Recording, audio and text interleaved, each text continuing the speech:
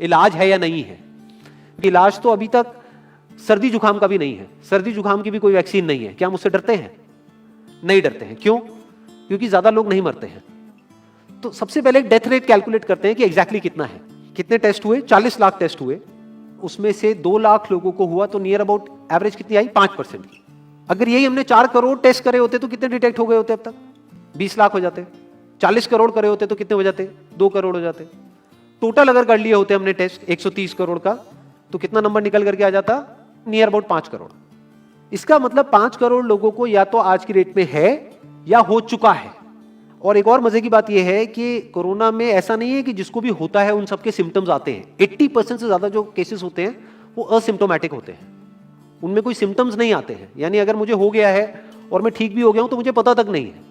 वो तब मुझे पता लगेगा अगर मैं अपने टेस्ट कराऊंगा जिसको एंटीबॉडी टेस्ट बोलते हैं, और मेरी बॉडी में एंटीबॉडीज मिलेंगी, तब मैं कह सकता हूं कि हाँ मेरे को था और वो ठीक हो गया है। तो अभी अगर हम बेसिक सी कैलकुलेशन करें तो 5 करोड़ निकल करके आ रहा है नंबर। उसमें से डेथ कितनी हुई है? 5,800। तो 5 करोड़ में से 5,800 डेथ हुई है। पहले तो इसको कैलकुलेशन को हमको ठीक करना है।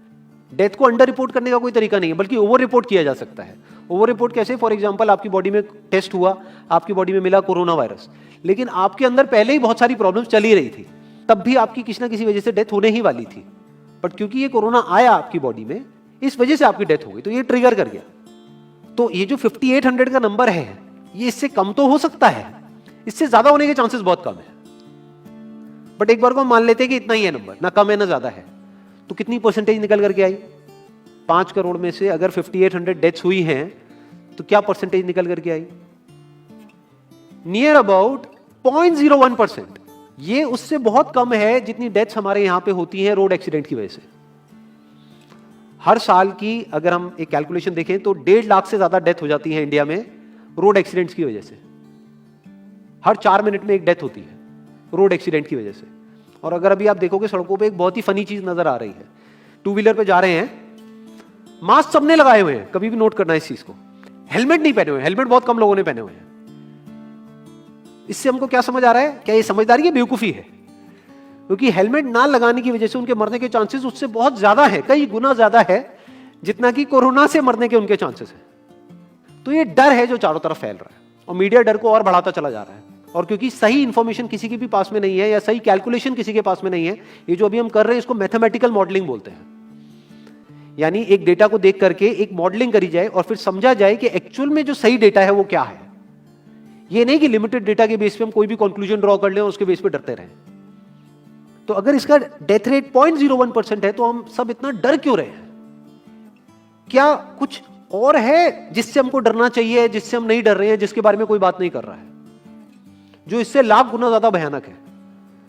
मतलब कोरोना से लाख गुना ज्यादा खतरनाक कुछ है जिससे हम नहीं डर रहे हैं और इससे हम डर रहे हैं। वो क्या है जिससे हमको डरना चाहिए? अनएम्प्लॉयमेंट। अभी पीछे कुछ आर्टिकल्स आए थे न्यूज़पेपर में जहां पे एक फिगर आई थी निकल करके, I am not too sure ये फिगर कितनी सही है कितनी नहीं है, जहां पे आया था कि 13 करोड़ लोग अनएम्प्लॉयड हो गए। इस फिगर से हमको डरना चाहिए। 13 करोड़ लोग अनएम्प्लॉयड होने का मतलब हम समझते हैं कि इसका मतलब क्या है? इसका मतलब ये, अगर इकोनॉमी पॉइंट ऑफ व्यू से देखोगे, कि ये जो 13 करोड़ लोग हैं ये अपने जो खर्चे हैं वो बहुत ही लिमिट में कर देंगे। जिस बंदे की नौकरी चली गई है, क्या वो जाकर के मार्केट में नए कपड़े खरीदेगा? क्या अपने बच्चों के लिए खिलौने खरीदेगा? ट्रैवल एंड टूरिज्म तो भूल ही जाओ। ऐसी और हजारों इंडस्ट्रीज हैं जिनकी धज्जियां उड़ जाएंगी क्योंकि डिमांड कम हो जाएगी ओवरऑल इकोनॉमी के लेवल पे।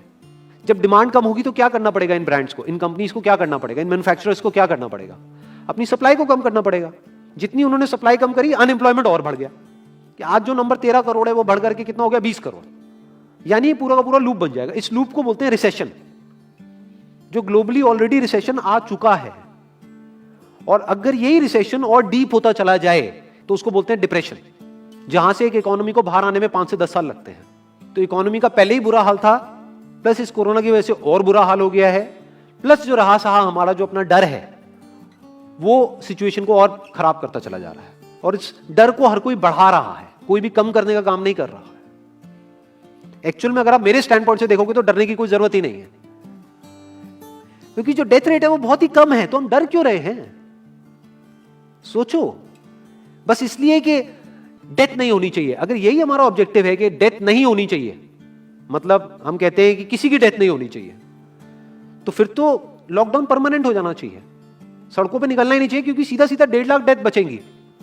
1.5 लाख लोग जो हर साल एक्सीडेंट में मरते हैं, उनको हम बचा सकते हैं ना, उनकी लाइफ बच जाएगी। परमानेंट कर दो लॉकडाउन को। कैसा है आइडिया?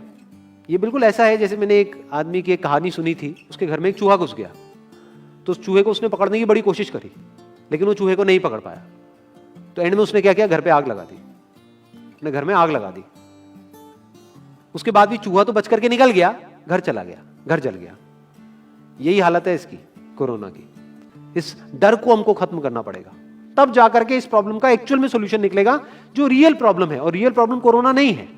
रियल प्रॉब्लम क्या है? हमारी जो इकोनॉमी है। रियल प्रॉब्लम क्या है? अनएम्प्लॉयमेंट। तो इस वीडियो के थ्रू मैं अपनी एक हम्बल रिकमेंडेशन देना चाहूंगा गवर्नमेंट ऑफ इंडिया को, या जो भी लोग एक पर्टिकुलर पोजीशन पे हैं उन लोगों को, कि हमको टेस्ट करने कम करने हैं, टेस्ट बढ़ाने नहीं है। अभी हम गलती क्या कर रहे हैं? टेस्ट बढ़ाते चले जा रहे हैं, जिसकी वजह से केसेस बढ़ते चले जा रहे हैं, जिसकी वजह से डर बढ़ता चला जा रहा है। गवर्नमेंट क्या एक क्राइटेरिया नहीं बना सकती कि जो क्रिटिकल केसेस है बस उन्हीं का टेस्ट करो, क्योंकि उन्हीं को हॉस्पिटल में एडमिट करने की जरूरत है, तो उन्हीं का टेस्ट होना चाहिए ना। जो वैसे ही ठीक हो रहे हैं, अपने आप ही ठीक हो रहे हैं, जिनको माइनर सिम्टम्स हैं और वो खुद ही ठीक हो रहे हैं, उनका टेस्ट करने की क्या जरूरत है? उससे तो पैनिक और बढ़ेगा।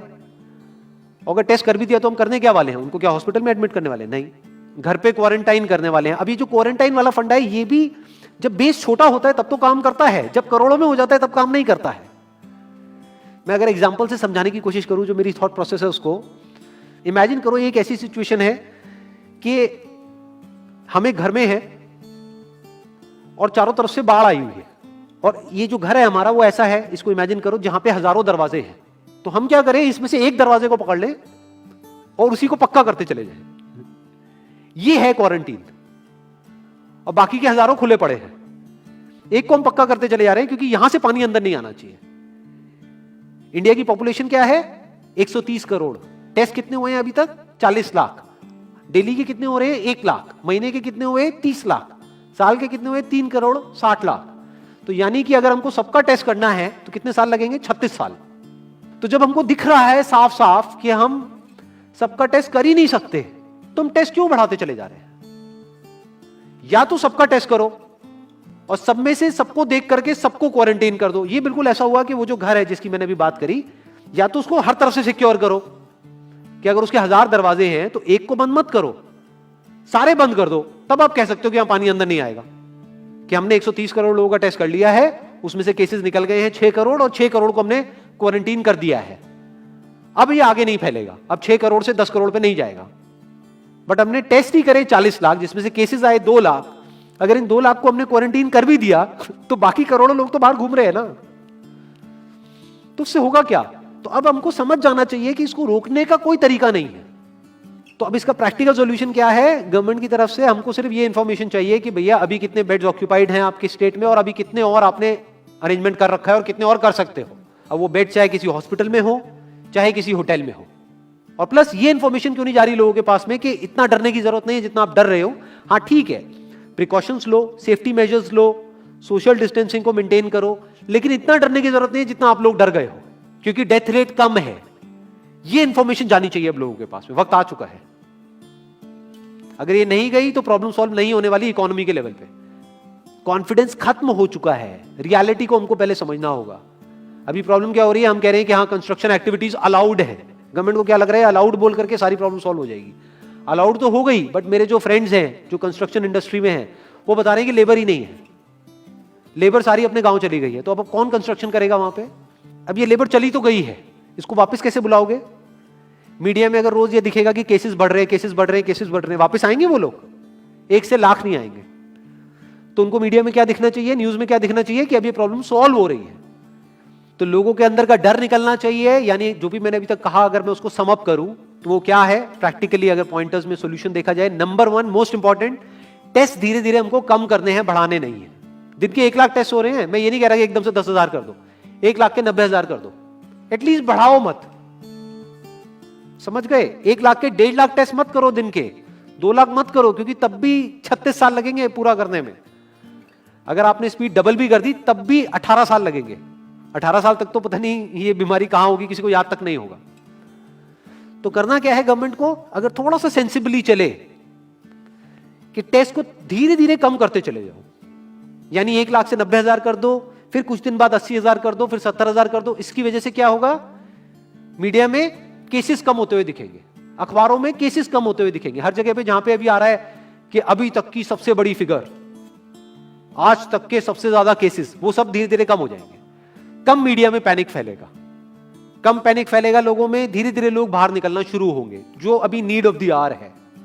धीरे धीरे लोग बाहर निकलेंगे, धीरे धीरे डिमांड बढ़ेगी, धीरे धीरे लोगों में कॉन्फिडेंस आएगा, धीरे धीरे लोग जो गांव चले गए हैं वो वापस आएंगे, एक्चुअल में काम शुरू होगा। ऑन पेपर नहीं कि काम शुरू हो गया है, एक्चुअल में लोगों का काम शुरू होगा, लोगों का काम शुरू होगा, इकोनॉमी शुरू होगी। बिल्कुल ऐसा है जैसे 2 महीने के लिए आप किसी गाड़ी को बंद करके कहीं पे रख दोगे राज में, तो क्या होगा, बैटरी डाउन हो जाएगी, उस वक्त क्या करना पड़ेगा, उसको धक्का मारना पड़ेगा। तो अभी उस धक्के की जरूरत है, जंप स्टार्ट की जरूरत है। अब जो टाइम है वो डरने का नहीं है, इस डर को खत्म करने का है, क्योंकि कोरोना ने जितने लोगों को नहीं मारा, ये डर मारने वाला है असलियत में। तो अब इस डर को खत्म करने का टाइम आ गया है। अब हम सबको मिलकर के दिमाग ये लगाना है, ये नहीं कि डर को कैसे बढ़ाएं, बल्कि दिमाग ये लगाना है कि डर को कैसे कम करें या खत्म करें, और लोगों के कॉन्फिडेंस को कैसे वापस से लेकर के आए।